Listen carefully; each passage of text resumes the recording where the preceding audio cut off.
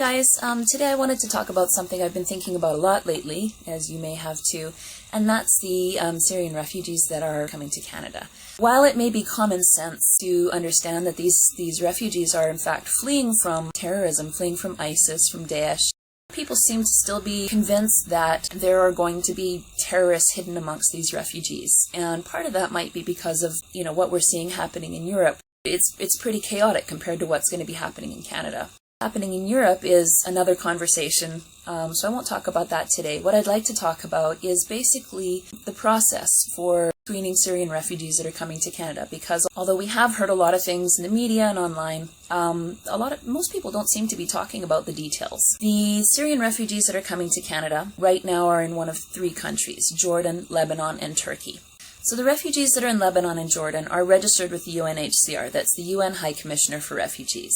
What that means is, first of all, they are interviewed by UNHCR staff, so they tell their story, and after that they undergo biometric scanning, including iris scanning, and then their information is checked in international interconnected databases. So that's the first step. Once they've gone through that process, they're registered with the UNHCR. The next step is a kind of triage. So Canada has asked the UNHCR to kind of prioritize vulnerable refugees, including women and children, disabled people, older people, and so on. So the UNHCR will contact these sort of candidate refugees, ask them if they're interested in resettling in Canada. People who express an interest in resettling in Canada then have a second interview with UNHCR staff.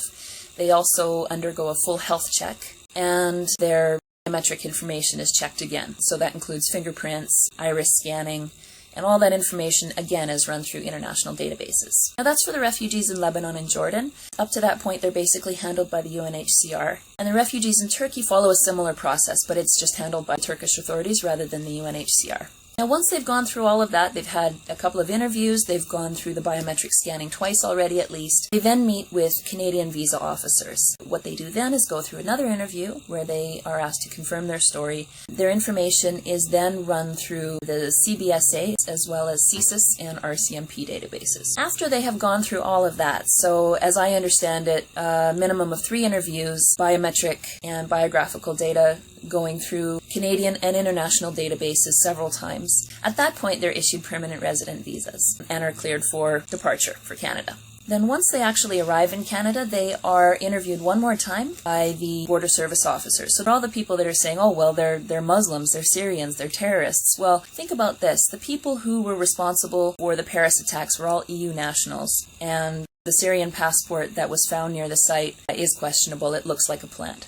Think about it, this final step that the refugees are going to be going through is in fact the only screening that EU nationals or Americans or anyone else that normally comes into Canada undergoes. So once they've gotten to that stage, they've already had thorough screening 3 times by UNHCR officials. These people are professionals. They deal with refugees on a daily basis. I hope that helps. I'm not really saying anything new, like all this information is out there. I think there's a lot of misinformation out there. People don't necessarily have all the facts, and I think that's dangerous, frankly, because that's probably one of the reasons that we've seen a rise in Islamophobia recently. And please don't tell me that it doesn't exist, okay? We've seen mosques vandalized, we've seen women physically attacked, women wearing a hijab or whatever, physically attacked. The Hindu temple that was vandalized might have some connection to this because they're all the same.